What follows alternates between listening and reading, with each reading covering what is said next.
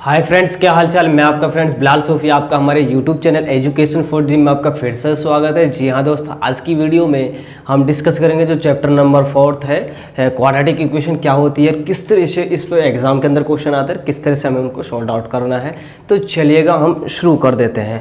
तो सबसे पहले हमें जो क्वाड्रेटिक इक्वेशन है वो क्या होती है वो सबसे पहले वो समझनी पड़ेगी।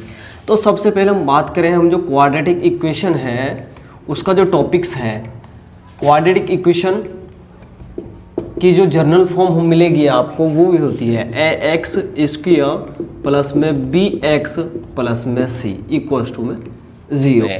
तो यहाँ पे जो x ये जो आपको ये यहाँ पे जो पावर है ये इसकी पहचान है कि क्वाड्रेटिक इक्वेशन की जो जनरल फॉर्म होगी वो ये होगी। और क्वाड्रेटिक इक्वेशन के अंदर क्या होता है, जो कोई भी वेरिएबल होगा उसमें जो मैक्सिमम पावर होगी, डिग्री होगी, वो कितनी होगी, 2 होगी। अब यहाँ पे आप देख पा रहे हैं कि यहाँ पे जो वेरिएबल x है उसकी जो डिग्री यहाँ पे 2 है। तो ये एक जनरल फॉर्म होती है क्वाड्रेटिक इक्वेशन की। और एक बात हमेशा ये ध्यान रखना कि यहाँ पे a कभी भी 0 नहीं हो सकता। अगर a हमारा 0 हो गया तो ये क्वाड्रेटिक इक्वेशन नहीं रहेगी। क्यों? क्योंकि अगर हम a इंटू में एक्स स्क्वायर अगर हम a की जगह 0 पुट कर देते हैं तो बी एक्स प्लस में c। तो कहने का मतलब ये है कि यहाँ पे जो इक्वेशन बचेगी वो बी एक्स प्लस सी बचेगी। और जबकि ये एक क्वाड्रेटिक इक्वेशन नहीं होती, क्योंकि क्वाड्रेटिक इक्वेशन वो होती है जिसकी पावर 2 होगी, वो हमारी क्वाड्रेटिक इक्वेशन होगी। तो जो हमारी एक्सरसाइज 4.1 है उसके अंदर से किस तरह के क्वेश्चन दिए हैं वो अब हम डिस्कस करेंगे। तो चलेगा हम वो क्वेश्चन लेके चलते हैं। तो पहली जो एक्सरसाइज है हमारी जो 4.1 है उसके अंदर यही क्वेश्चन दिए हुए हैं। जो इसका फर्स्ट पार्ट है इसके अंदर h मतलब 8 पार्ट दिए हुए हैं। तो 8 पार्टों में से मैं आपको 2 या 3 पार्ट डिस्कस करूंगा ताकि आपको चीज़ें आसानी से समझ में आ जाएंगी और आप सिंपली उनको कर सकते हैं। तो चलिएगा हम सबसे पहले एक सिंपल सा क्वेश्चन लेते हैं ताकि आपको कॉन्सेप्ट समझ में आए क्या पूछ रहा है और क्या करना है। तो जो पहला क्वेश्चन क्या दिया हुआ है इसके अंदर x प्लस 1 का होल स्क्वायर इक्वल्स टू में 2 टाइम ऑफ x माइनस 3।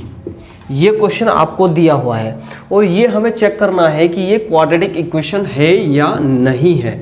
तो क्वाड्रेटिक इक्वेशन की मैंने जनरल फॉर्म आपको अभी जस्ट बताई थी। तो वो फॉर्म अगर इसमें बनती है तो हम कहेंगे क्वाड्रेटिक इक्वेशन है, नहीं तो ये क्वाड्रेटिक इक्वेशन नहीं होगा। सबसे पहले क्या देखते हैं, यहाँ पे a प्लस बी का होल स्क्वायर लगाते हैं। तो आप सभी को तो पता ही होगा कि a प्लस बी का होल स्क्वायर क्या होता है, तो होता है a का स्क्वायर प्लस में b का स्क्वायर प्लस में 2ab। ये हमारा a प्लस बी का होल स्क्वायर। तो अब यहाँ पे a ये है, b है, तो ये हो जाएगा एक्स स्क्वायर प्लस में b का स्क्वायर मतलब 1 का स्क्वायर प्लस में 2 इंटू में a का मतलब x इंटू में 1 इक्वल्स टू में यहाँ तो चल रहे हैं। अब 2 की मल्टीप्लाई इन सभी के साथ करनी है तो 2 इंटू एक्स 2x माइनस का 6। यहाँ तक समझ में आया। अब सिंपली यहाँ पे क्या करना है, x का स्क्वायर प्लस में 1 का स्क्वायर 1 प्लस में 2 इंटू एक्स इंटू 1 तो मतलब 2x इक्वल्स टू में 2x माइनस का 6। तो पहले तो इस इक्वेशन को सिंपली लिख लेते हैं या हम ऐसे करेंगे, यहाँ पे सेम वेरिएबल्स होंगे, जैसे जैसे कांस्टेंट वेरिएबल को कांस्टेंट के पास, वेरिएबल को वेरिएबल के पास लेके चलेंगे, लाइक टर्म के पास। तो एक्स स्क्वायर इधर तो एक्स स्क्वायर नहीं है तो प्लस में 1, यहाँ पे कांस्टेंट है तो कांस्टेंट को लेकर आ जाइए उधर से, तो प्लस का 6 हो गया। यहाँ पे प्लस का 2x, तो यहाँ पे x वेरिएबल है, उधर से x वेरिएबल को लेके आ जाइएगा माइनस का 2x इक्वल्स टू में क्या बच गया 0। तो ये तो दोनों कैंसिल आउट हो चुके हैं। तो यहाँ पे देखें हम एक्स स्क्वायर में प्लस में 7 इक्वल्स टू में 0। तो इस तरीके की ये फॉर्म आ गई। अब जो क्वाड्रेटिक इक्वेशन की फॉर्म होती थी वो हमारी ये होती है एक्स स्क्वायर प्लस में बी एक्स प्लस में सी इक्वल्स टू में 0। बट अब आप यहाँ पे देख पा रहे हैं कि यहाँ पे ए एक्स स्क्वायर तो ये हो गया, पर आप कहोगे कि यहाँ पे बी एक्स नहीं है। तो अब यहाँ पे हमें ये कुछ देखने की ज़रूरत नहीं है। हमें सबसे पहले जो क्वाड्रेटिक इक्वेशन की पहचान होगी, जो वेरिएबल होगा उसकी जो मैक्सिमम पावर 2 होगी, अगर उसके अंदर मैक्सिमम पावर 2 है तो हम समझेंगे कि वो क्वाड्रेटिक इक्वेशन है। तो अब बात करें हम इस वाले क्वेश्चन की, तो ये क्वाड्रेटिक इक्वेशन क्योंकि इसके अंदर जो पावर है x की वो 2 है और बाकी के जो वेरिएबल्स मतलब यहाँ पे बी एक्स था तो यहाँ पे बी एक्स नहीं है, तो इसका मतलब ये नहीं कि क्वाड्रेटिक इक्वेशन नहीं है, ये क्वाड्रेटिक इक्वेशन है। सिंपली ये ध्यान रखना है कि क्वाड्रेटिक जो इक्वेशन होती है उसके अंदर जो पावर 2 होनी चाहिए तो वो हमारी क्वाड्रेटिक इक्वेशन होगी। अगर कोई क्वेश्चन इस तरह से आ जाए, मान लीजिए फाइनली यहाँ पे कोई इक्वेशन 1 के आती है 3x स्क्वायर प्लस में 5x प्लस में 7 इक्वल्स टू में 0। अब आपको मान लीजिए किसी क्वेश्चन को सोल्व करने के बाद आपको इस तरह की इक्वेशन आ जाती है, तो अब आप कहोगे यहाँ पे पावर 2 तो है, बट मैंने कहने का मतलब ये था कि अगर यहाँ पे बस मैक्सिमम पावर 2 ही होनी चाहिए, उसके अलावा कोई पावर्स नहीं होनी चाहिए। बाकी की जो वेरिएबल्स हो या ना हो उससे कोई फ़र्क नहीं पड़ता, बस उसके अंदर जो पावर्स है वो 2 होनी चाहिए। तो यहाँ पे x की पावर 3 है और यहाँ पे x स्क्वायर, बल्कि अगर ये नहीं होता तब ये हमारी क्वाड्रेटिक इक्वेशन है, बट यहाँ पे x की पावर 3 है तो ये क्वाड्रेटिक इक्वेशन नहीं है। ये सारी चीज़ें हमें ध्यान रखनी है। तो इस तरीके से जो हमारा एक्सरसाइज 4.1 के अंदर जो पार्ट्स हैं वो इस तरीके से दिए हुए हैं। मैं अगला क्वेश्चन डिस्कस करता हूँ और किस तरह से उनको करना है। तो देखिएगा अगला क्वेश्चन है हमारा ई क्वेश्चन लेते हैं हम, ई वाला पार्ट। उसमें क्वेश्चन क्या दिया हुआ है, 2x माइनस का 1 मल्टीप्लाई बाई x माइनस 3, ये इक्वल्स टू में दिया हुआ है x प्लस 5 और x माइनस का 1। यहाँ पे हमें चेक करना है कि ये क्वाड्रेटिक इक्वेशन है या नहीं है। सबसे सिंपली आप देख पा रहे हैं यहाँ इन दोनों की मल्टीप्लाई करनी, 9th क्लास में आप सीख चुके हैं कि इनकी कैसे मल्टीप्लाई करने। जिन भाइयों को नहीं आती वो एक बार थोड़ा ध्यान लगाइएगा।